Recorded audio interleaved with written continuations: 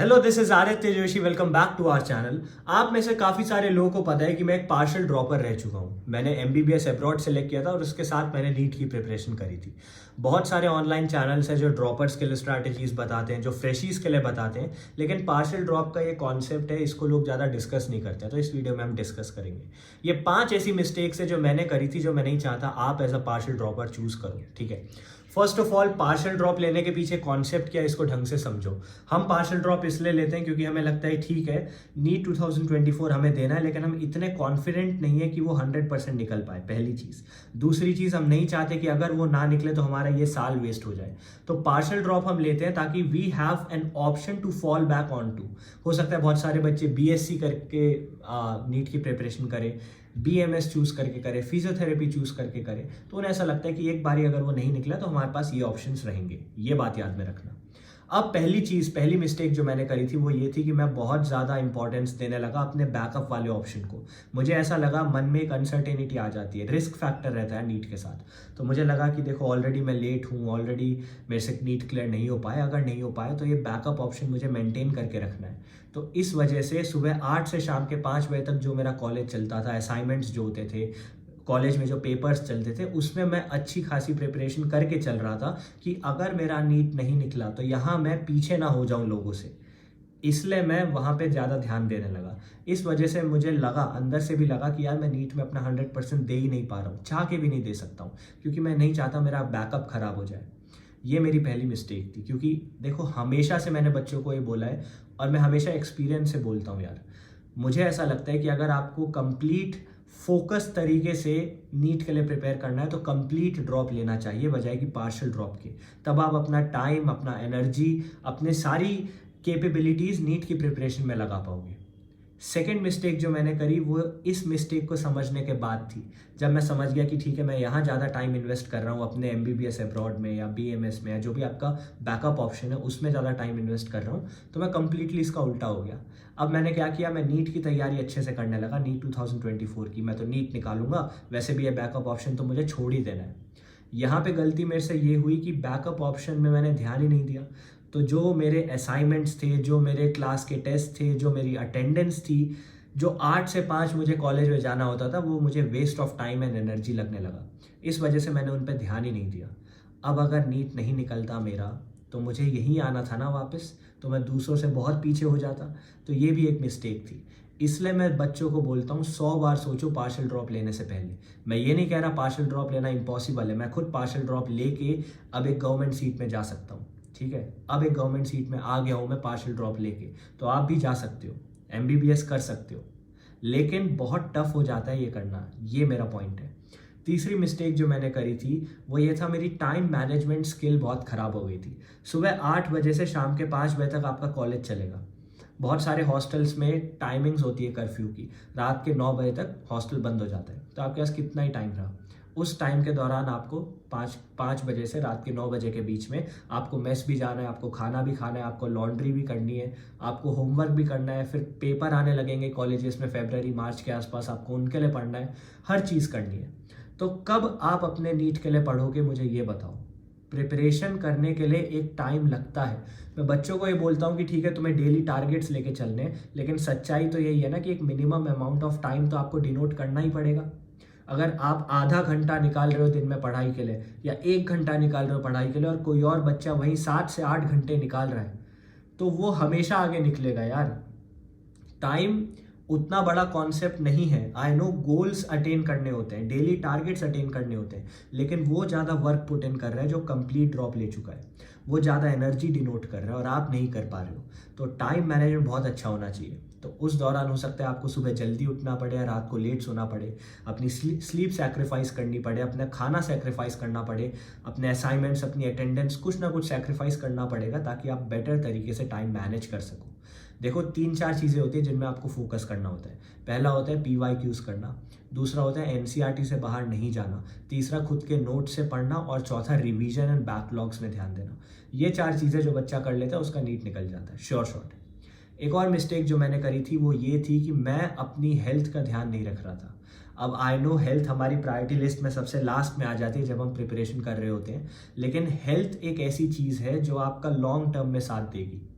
मैं ये ड्रॉपर भी रह चुका हूँ, आपको पता है ना, नीट 2020 मैंने पहली बार दिया था, उसके बाद ड्रॉप लिया था, 21 में अब्रॉड चला गया था, वो सब चीज़ें। तो जब मैंने ड्रॉप लिया था तो मेरी हेल्थ बहुत डिटेरिएट हो गई थी, मैं मोटा हो गया था, मैंने वेट गेन कर लिया था, और उस वजह से मेरी सिटिंग हैबिट पे असर आ गया था। मानो ना मानो, जो बच्चा हेल्दी है, जो बच्चा फिट है, जो बच्चा एक सर्टेन लेवल ऑफ एनर्जी लेके है बॉडी में, वो पढ़ भी अच्छे से पाता है और उसका माइंड फ्रेश भी रहता है। अगर आप ऐसे हो कि ना डाइट पे ध्यान दे रहे हो, ना एक्सरसाइज पे ध्यान दे रहे हो, बस 15 घंटे एक सीट पे बैठे हुए हो, तो कहीं ना कहीं आपकी बॉडी का वो नेगेटिव इफेक्ट आपकी पढ़ाई में आएगा ही आएगा। ये चीज़ मैंने सीखी। तो अगर आपको लगता है आप पार्शियल ड्रॉपर हो, आपके पास ऑलरेडी समय कम है, तो ज़रूरी नहीं है पूरे समय बैठे रहो, थोड़ी देर खड़े होके पढ़ लो, थोड़ा घूम लो, एक वॉक करके आ जाओ। आधे घंटे की वॉक से कुछ नहीं होने वाला, ठीक है? आधे घंटे की वॉक करो, ऐसा नहीं टाइम वेस्ट होगा। अपनी बॉडी को एक रिजुविनेट होने का मौका दो। एक और मिस्टेक जो मैंने करी थी वो ये थी कि इंपॉर्टेंट टॉपिक्स एंड लिस्ट को छोड़ के बाकी सारी चीज़ें करने लगा। मुझे ऐसा लगा कि देखो, ऑलरेडी मैं दूसरों से पीछे हूँ, ऑलरेडी मेरे पास टाइम कम है पढ़ने का, मुझे हर चीज़ करनी है, मैं कुछ छोड़ नहीं सकता, I can't afford to leave anything behind. इस माइंडसेट को लेते हुए बच्चे क्या करते हैं, छोटे छोटे नंबरों के पीछे भागते हैं कि यार ये टॉपिक नहीं छोड़ सकते, लास्ट ईयर से एक क्वेश्चन आया था, इससे एक क्वेश्चन आया था। अब वो एक एक क्वेश्चन वाले टॉपिक्स के पीछे भागते हैं और majority of question, bulk of syllabus जो है वो छूट जाता है। इस दौरान मैंने एक लिस्ट बनाई थी फिजिक्स एंड केमिस्ट्री की मोस्ट इंपॉर्टेंट टॉपिक्स की, चैप्टर्स नहीं टॉपिक्स की। वो लिस्ट मेरे टेलीग्राम पे भी है, उस पर मैंने वीडियोस भी बनाई है। हर बार मैं उस लिस्ट का नाम इसलिए लेता हूँ क्योंकि उसी लिस्ट से पेपर आएगा। मैंने फिजिक्स और केमिस्ट्री सिर्फ उसी लिस्ट से पढ़ के करी थी। तो आपको भी उस लिस्ट से बाहर नहीं जाना है, ये बात याद रखो। देखो, जाना ना जाना that is your call, but मैं कहूँगा पहले उस लिस्ट को कवर करो, उसके बाद आप बाकी चीज़ें करना, ठीक है? एक और अच्छा पॉइंट ये है कि बायो में आप लोगों को सुन लेते हो कि ठीक है ये चैप्टर इंपॉर्टेंट है, ये नहीं है, ये पढ़ो, ये मत पढ़ो। बायो में मैं कभी नहीं कहता कि कोई इंपॉर्टेंट है या कोई नहीं है। हाँ, कुछ चैप्टर से क्वेश्चन ज़्यादा आते हैं, जैसे जेनेटिक्स, रिप्रोडक्शन और ऐसे चैप्टर्स, बट ऐसा नहीं है कि कोई चैप्टर इंपॉर्टेंट नहीं है। बायो की एनसीईआरटी कंप्लीट करनी है। बायो की एनसीईआरटी के 3-4 चीज़ें होती है, डायग्राम्स हो गए, टेबल्स हो गई, एग्जाम्पल्स हो गए, ये चीज़ें आपको अच्छे से करनी होती है क्योंकि मोस्टली यहीं से पेपर आता है। लास्ट पॉइंट जो मैं आज की वीडियो में बोलना चाहूँगा वो ये था कि along the way of my journey, partial drop लेते समय कहीं ना कहीं बीच में एक पॉइंट आया जब मैं अपने ऊपर से बिलीव करना छोड़ने लगा, मेरे ऊपर से मेरा कॉन्फिडेंस हटने लगा, जब बाकी लोगों की बातें चुभने लग जाती है। क्योंकि हर किसी को आप बताते नहीं हो कि आप पार्शियल ड्रॉप ले रहे हो, आप बस कह देते हो ठीक है मैं बीएससी का एडमिशन ले चुका हूँ, और किसी को बताते नहीं पार्शियल ड्रॉप की तैयारी करते हो। या फिर आप हो सकता है बोलो कि ठीक है मैं तैयारी कर रहा हूँ, ये नहीं बताते आपने कॉलेज ज्वाइन कर लिया। जो भी केस है, जो भी सिनेरियो है, लोग कुछ ना कुछ टिप्पणी देंगे, लोग कुछ ना कुछ बोलेंगे। सबकी लाइफ में ऐसा होता है कि रिलेटिव्स हो गए, फ्रेंड्स हो गए, या सो कॉल्ड सोसाइटी हो गई, वो आपके बारे में हर एक ओपिनियन रखेगी। अगर कुछ अच्छा कर लेते हो लाइफ में तो भी जेलस होगी, कुछ खराब कर लेते हो तो भी वो नेगेटिव बोलेगी। उनकी बातों को अपने ऊपर इफेक्ट नहीं लाने देना है।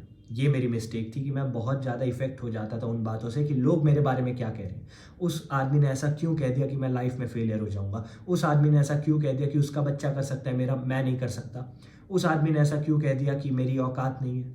अरे भाई, उस आदमी ने जो कहा वो उसकी मेंटालिटी है।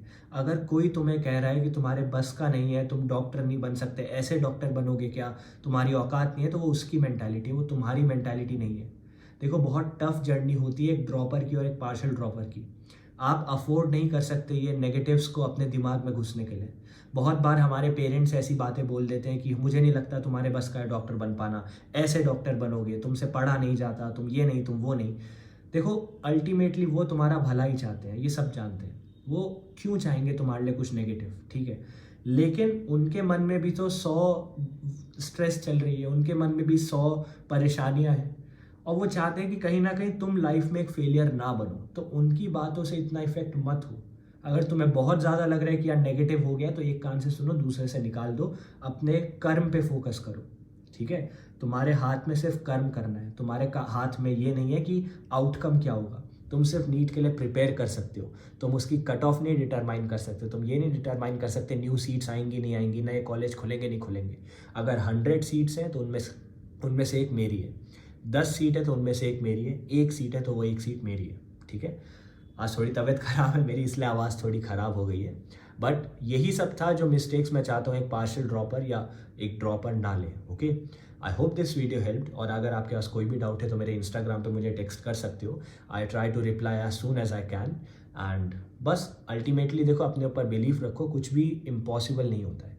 अगर कोई पर्सन कर सकता है, एक जापानीज सेइंग भी है कि अगर कोई भी पर्सन कोई चीज़ कर सकता है तो वो चीज़ मैं भी कर सकता हूँ, और अगर कोई पर्सन कोई चीज़ नहीं कर सकता है तो वो मुझे करनी चाहिए। If every one can do it then I can do it, if no one can do it then I must do it.